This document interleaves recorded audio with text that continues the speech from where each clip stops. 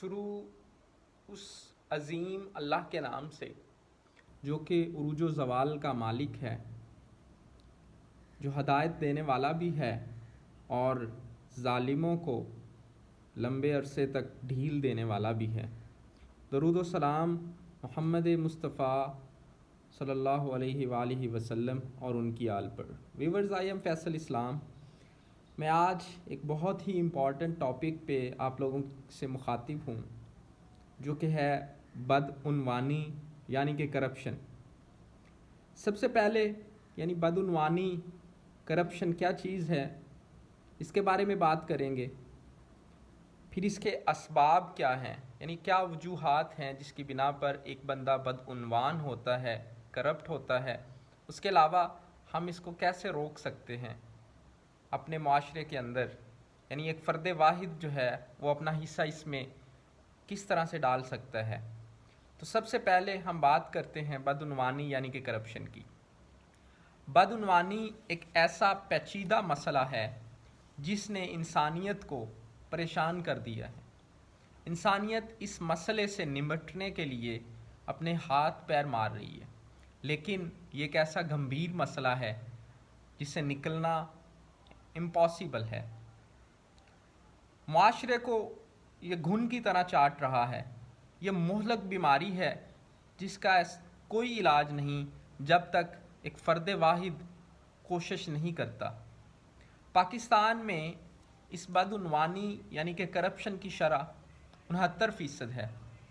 حالات اس قدر ابتر ہیں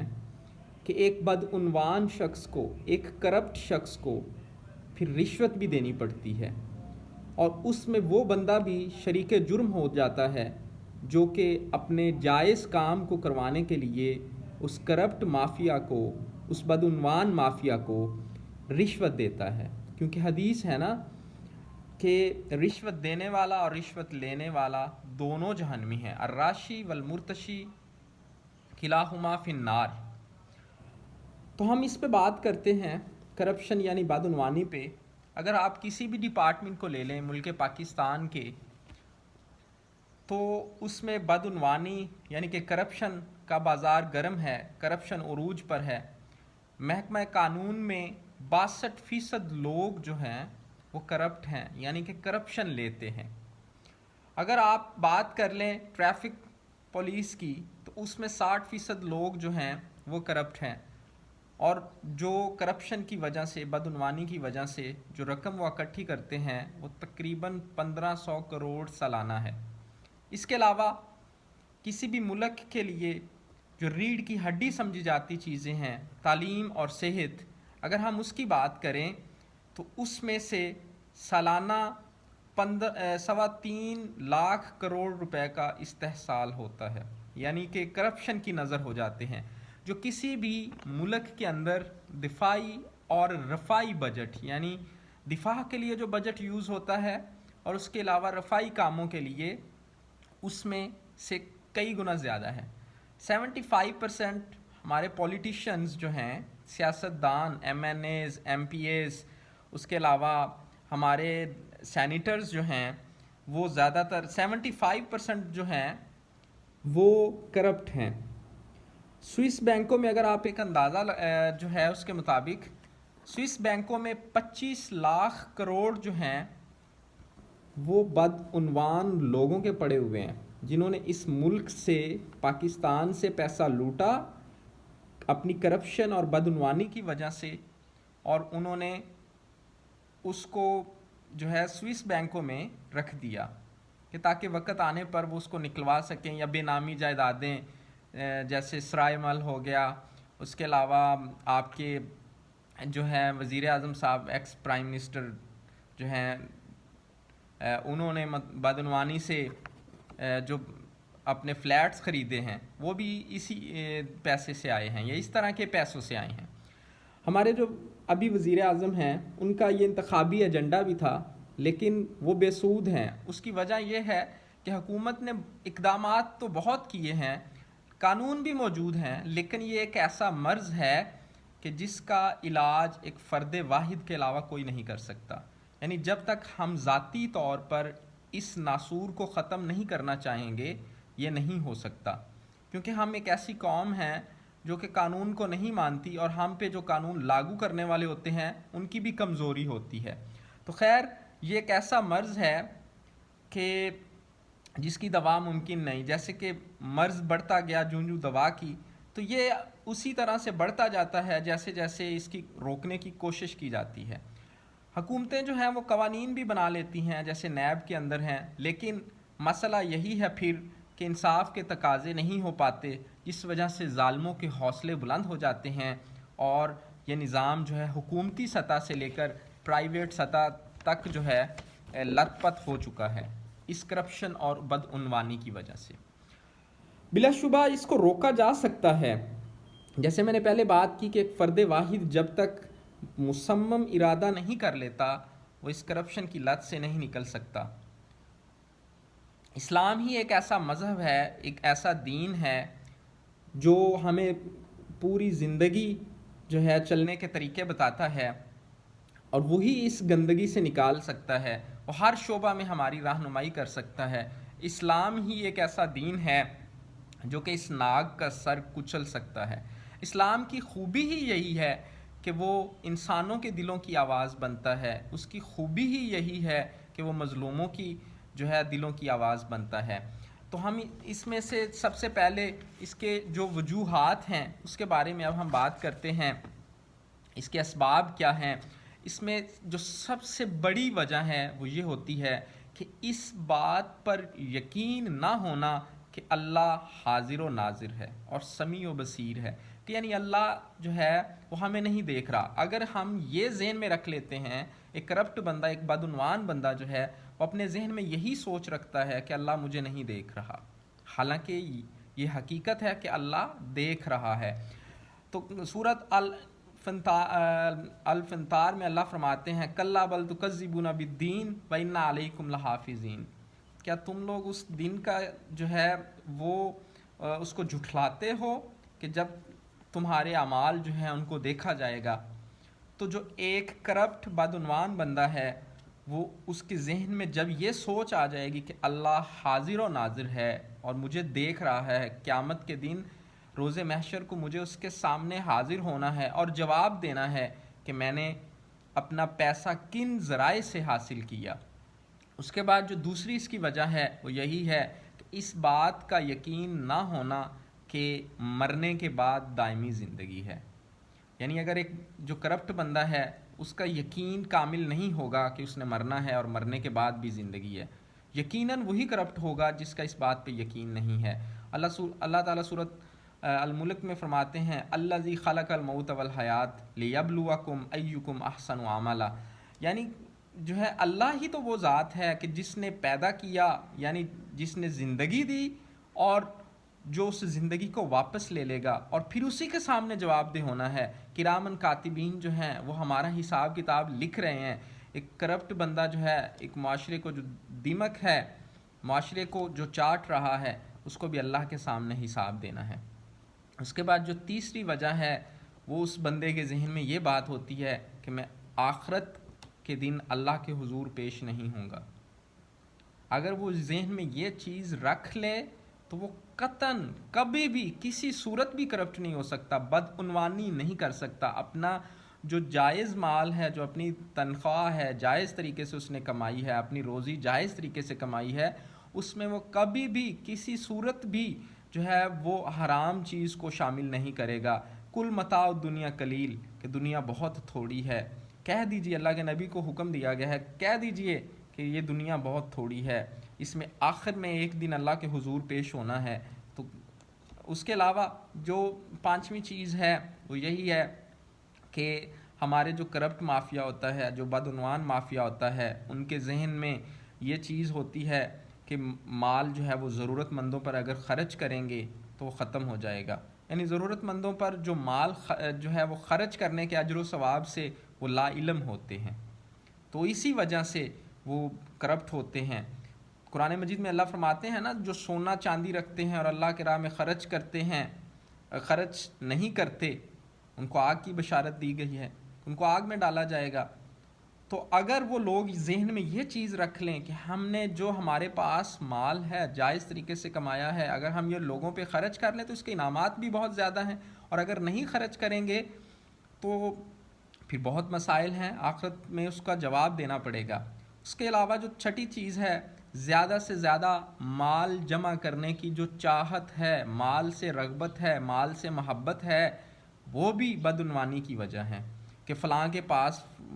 نیا ماڈل کی گاڑی ہے تو مجھے جو ہے اس سے بھی اچھی گاڑی لینی ہے، تو پھر وہ بندہ کیا کرے گا؟ اپنی کرسی کا، اپنے عہدے کا پاس نہیں رکھے گا، وہ بدعنوانی کرے گا، وہ کرپشن کرے گا، وہ رشوت لے گا، وہ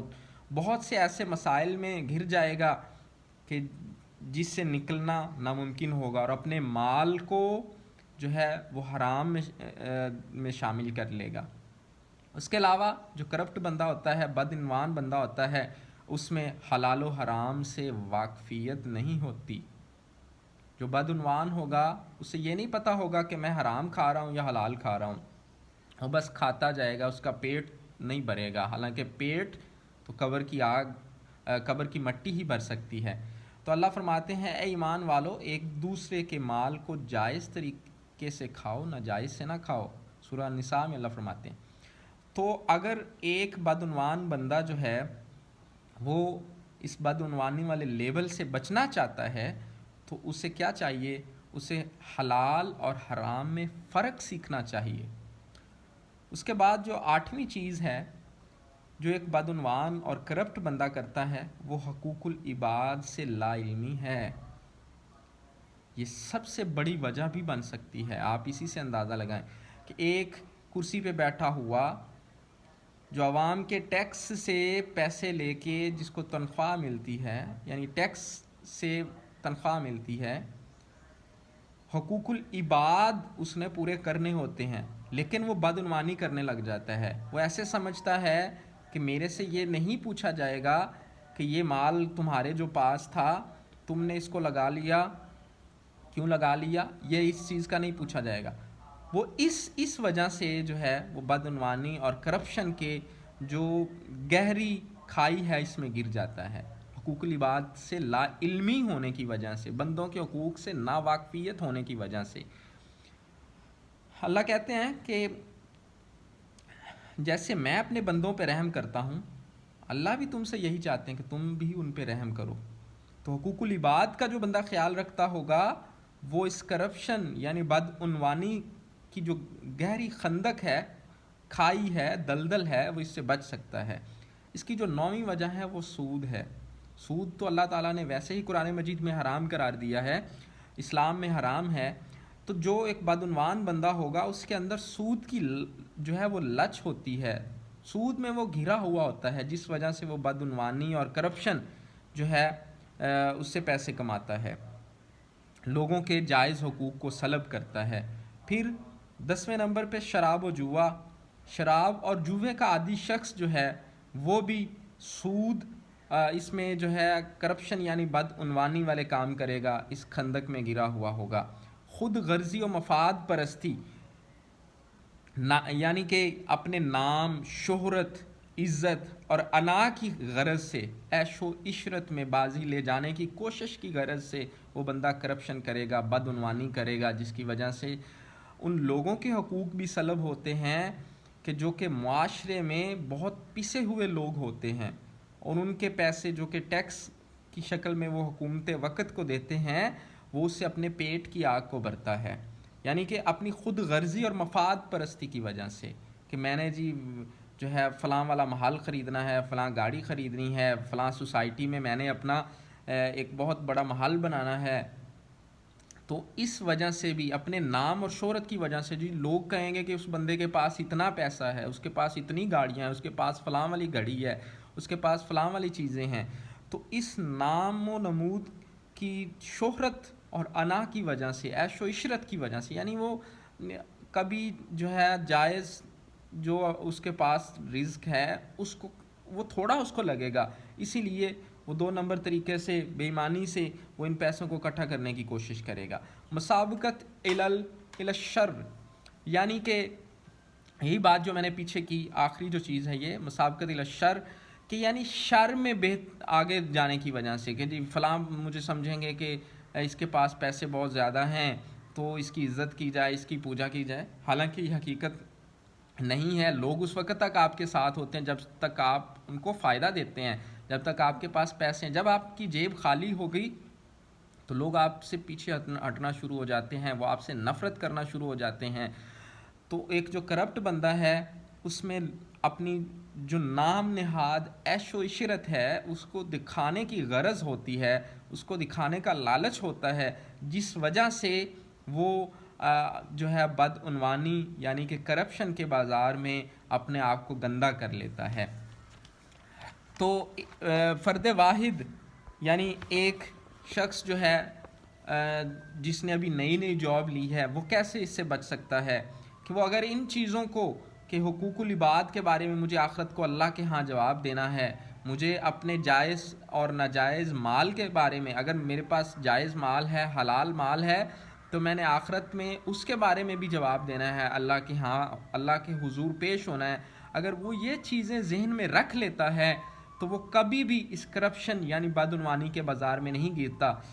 آج ہمیں ہمارے معاشرے کو جس چیز کی ضرورت ہے وہ یہی ہے کہ اسلام کے احکامات کو مانا جائے، اسلام کے بنیادی جو اصول ہیں ان کو مانا جائے۔ اگر ہم ان کو اپناتے ہیں تو ہمارا یہ معاشرہ بلکہ پاکستان جو ہے وہ اس بدعنوانی سمیت معاشرتی بیماریوں سے پاک ہو سکتا ہے۔ آئیں اس چیز کا اعادہ کریں، اس چیز کا عزم کریں کہ ہمیں اگر ہمارے پاس کوئی سرکاری عہدہ ہے، کوئی اچھی شہرت ہے، اچھی نوکری مل گئی ہے جس کے اندر جو ہے ہم حلال و حرام میں تمیز کر سکتے ہیں، ہم کرپشن اور بدعنوانی کو ختم کر سکتے ہیں، تو ضرور اپنی کوشش کریں اور اس معاشرتی جو برائی ہے، اس گھن کو، اس ناگ کو ختم کریں تاکہ ہمارا معاشرہ، ہمارا پاکستان بھی آگے بڑھ سکے۔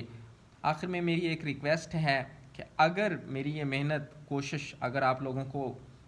جو ہے اچھی لگی ہے تو ہمارا یہ جو چینل لوفٹی گرینڈز ہے اس کو ضرور سبسکرائب کیجیے گا اور اس ویڈیو کو ضرور اپنے دوستوں تک جو ہے وہ شیئر کریں تاکہ اس پیغام پہ عمل کرتے ہوئے ہم اپنے معاشرے کی جو ہے بقا کی طرف قدم بڑھائیں۔ آئیں، سوچ بدلیں اور قوم بنیں۔